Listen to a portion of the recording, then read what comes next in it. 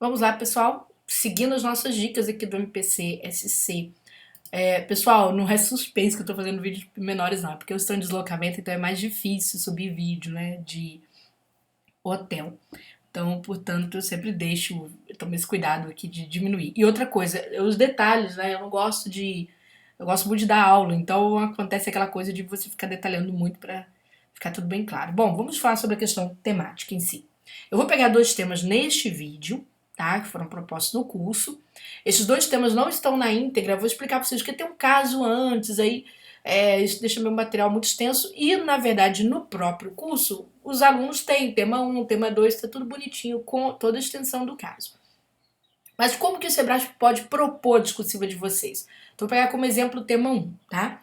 No tema 1, a gente tinha um caso que contava uma história que gerava uma representação por parte do MPC, tá? Certo? Uma representação em face de alguma coisa, parte do MPC. E uma representação ela é formada por várias partes, né? E a parte principal da representação são os requerimentos, tá? Aqueles pedidos finais feitos. Ok. E aqui falava assim, de posse do caso hipotético, discorra sobre a atuação do Ministério Público de Contas de Santa Catarina, considerando necessariamente o seguinte. Eu já expliquei que não pode só escrever sobre estes itens A e B. Quando a banca dá um comando aqui, e ela traz algum assunto que não é muito coincidente com o de baixo, você também precisa apresentar redação sobre isso, como se fosse uma introdução. Eu expliquei no vídeo anterior o risco de você não fazer isso, tá? Então tem que tomar cuidado, tá bom? O que distingue, então vem já o item A. O Sebrasp adora trabalhar muito com palavras como distinção, relação e importância. São palavras-chave muito importantes nesse concurso. Então a banca pergunta aqui o que distingue essencialmente a atuação do Ministério Público de Contas do Ministério Público Estadual. E aí o aluno fala assim, mas eu prefiro trazer e você ficar ciente para não acontecer o que aconteceu com o pessoal do TCE Minas, certo? Que a banca pediu competências do TCU, tá? Muita gente caiu do cavalo ali, tá, gente? Então, é importante que no aspecto de distinção, né, veja que a banca postula, eu estou simulando a banca, tá? Postula que a expressão essencialmente, ela está em busca do quê? Da tua capacidade de síntese, tá? De síntese. Então, essa capacidade de síntese, como que ela calcula essa capacidade? De você tendo uma noção, não é, dos aspectos que são prioritariamente próprios do Ministério Público de Contas, da sua atuação institucional, que é o cerne dela, tá?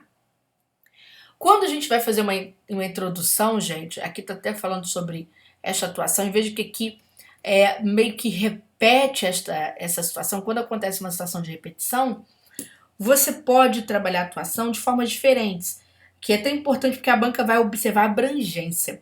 Por exemplo, você pode trabalhar sobre a apresentação institucional do Ministério Público, né? Então isso pode ser feito no início, tá? Apresentação institucional, apresentação da instituição, e aí você tem o quê? As características dessa instituição, né? Sua natureza jurídica, suas características, tá certo? Essenciais, e depois você vai pegar aqui a atuação de fato, tá certo? O papel desenvolvido, tá bom? Então isso é interessante. Veja que aqui a banca vai trabalhar com princípios. Aí você vai falar, Júlia, vai ficar meio repetitivo, não vai não? Porque se eu for pegar as características da instituição, eu tenho que falar de princípios, certo? Certo. Porém, o Sebrasp é assim mesmo. É uma banca redundante, uma banca que te pede síntese, mas tem perguntas redundantes. Então a gente tem que expor o aluno da gente a esta situação para que ele fique confortável com essa redundância que acontece muito na prova do Sebrasp. Porque, gente, os relatos que eu tenho quando o aluno fala de conforto é a coisa que eu mais fico feliz em saber que ele ficou confortável. Por exemplo, aqui você vê que um aluno meu do GRAM falando que tirou 98,4 na discursiva e que ele assistiu a aula apenas 2 semanas, né? Tipo assim, ele não fez nenhuma discursiva, mas não é este que fala sobre conforto.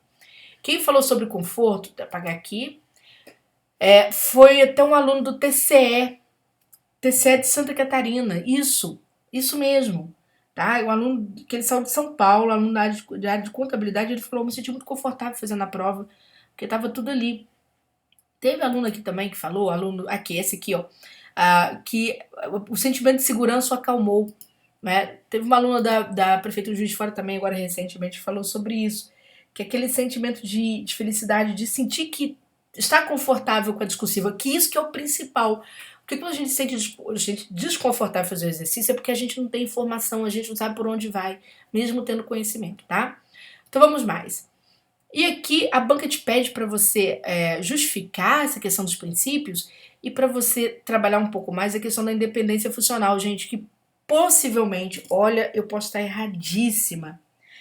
A chance da questão da autonomia, da independência funcional serem temas neste concurso é muito grande. Por quê? Porque a grande discussão em torno do Ministério Público de Contas é esta característica que ainda não está muito bem definida nos contornos institucionais do Ministério. Tá? E a banca pode entrar nessa problemática com você. Vocês vão ver que aqui no curso, a gente insiste neste tema em outra proposta. Tá? Vocês vão ver isso comigo. Tá bom? E aqui pede, ó, associa a atuação do MP no caso em tela a duas de suas competências institucionais, é a capacidade de raciocínio crítico. Veja, a banca tem várias competências institucionais, você terá que extrair duas associadas à ideia de representação e talvez até mesmo os próprios requerimentos, né? O momento que o Ministério Público faz os requerimentos. Então fique atento, certo? Aquela parte, para você trazer junto estas competências. Lembrando que é sempre bom, como é estudo de caso, você usar o caso para exemplificar, tá bom? Este tema é comum para todo mundo, tá certo? E assim mesmo. O tema 2, porém, vocês vão notar que eu fiz uma diferença para cargos, tá? Eu vou explicar por quê. No tema 2, aqui a gente tinha um caso, né, falando sobre a função, tá? A função consultiva do Ministério Público. Então aqui é exatamente a ideia da formulação de pareceres, né? Mas é o parecer de caráter consultivo. Na verdade, se vocês forem ao caso, a gente está falando do Tribunal de Contas, tá? Eu entro pelo Tribunal de Contas, porque é feita uma pergunta para uma autoridade legitimada ao Tribunal de Contas, e o Tribunal de Contas submete também ao Ministério Público de Contas para que ele possa opinar. Então, veja aqui, a banca diz, ó, discorra sobre a legitimidade do Ministério Público junto ao TCE, né? Em face de princípios constitucionais referentes ao controle externo para opinar sobre o caso. Então veja que a banca delimita muito. Ela fala sobre princípios constitucionais. Então vocês têm que se acostumar. Quando a banca delimita, vocês não estão tão livres assim. Vocês têm que lembrar lá do artigo 130 da Constituição Federal, por exemplo, ou mesmo trabalhar, né, o dispositivo da Constituição Estadual, sem problema algum.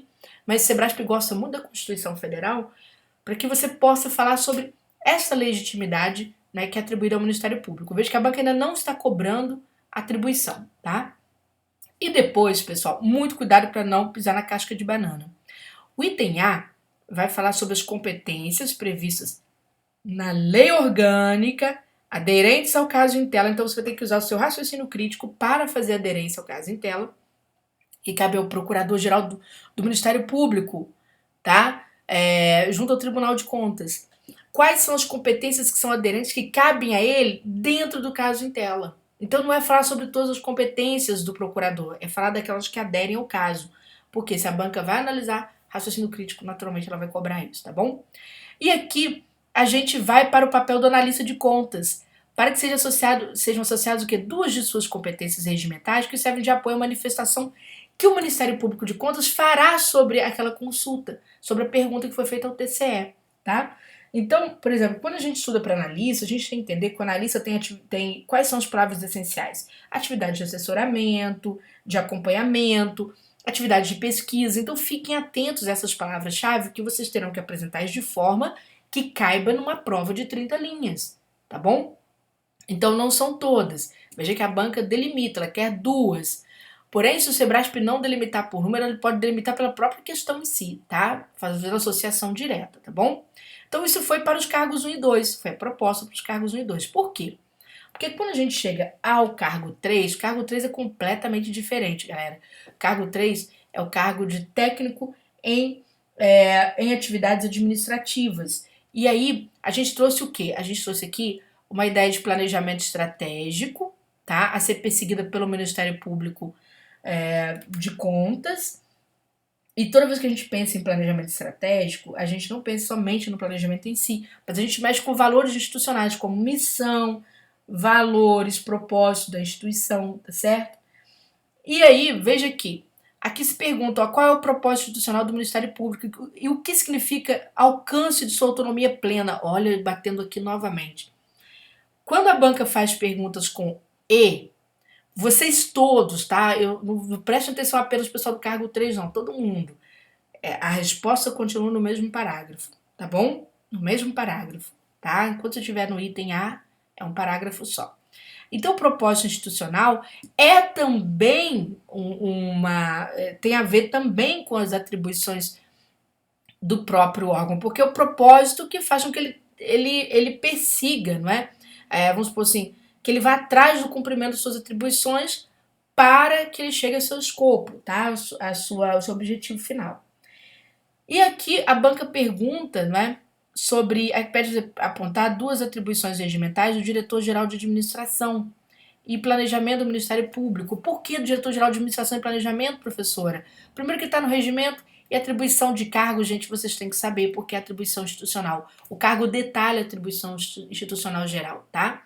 A outra questão que vocês têm que saber, né, é que, bem ou mal, quando você pega o organograma do Ministério Público, né, de Santa Catarina, quando você pega o organograma institucional, você sabe onde é que está situado o seu cargo, para quem esse cargo atua, né? E um cargo técnico é um cargo de execução supervisionada, um cargo de apoio. Então você tem que ficar atento a isso, tá? E aqui a cereja do bolo, que é perguntando exatamente, não é, o papel a ser exercido pelo técnico de atividades administrativas e associando, não é, esse papel a partir de suas duas competências regimentais necessárias a apoiar o MPC na consolidação do seu planejamento estratégico. Por quê? Porque nada acontece sozinho. Por mais que o planejamento estratégico tenha uma equipe administrativa por trás, você tem ali, dentro dessa equipe, né, as peças de servidores são fundamentais para a composição daquilo. E a atuação desse servidor também é importante. Então, vai lá no regimento de vocês, artigos 49, artigo 96, tá certo? Para que você possa trabalhar fazer a seleção, tá? Cuidado. Tem que fazer a seleção das atribuições que atendem àquele propósito que foi apresentado para vocês no cargo, tá? Certinho? Pessoal, e o cargo 4 Júnior é a mesma coisa, basicamente, tá? Do cargo... deixa eu colocar cargo 3 aqui, não. Dos demais cargos, porém, fazendo do cargo 1 e cargo 2, melhor dizendo, cargo 1 e cargo 2, porém, aqui, em vez de eu perguntar pelo papel do analista, eu vou lá no técnico, certo? No técnico de contas, tá bom? Perguntando sobre o papel dele, tá? Ali também tem a mesma ideia de atividade de execução, de apoio supervisionado, etc. Tranquilo, pessoal? Então, aqui os dois primeiros casos, que são exemplos, né? Para quem não sabia nem por onde começar, espero que vocês tenham entendido, tá certo? E estejam se sentindo um pouquinho mais confortáveis com a propositura, tá? Quem segue no curso com a gente vai comentar sobre todos os temas e depois na aula de revisão a gente vai fazer toda uma estruturação bem bacana, bem fechadinha para todo mundo, tá bom?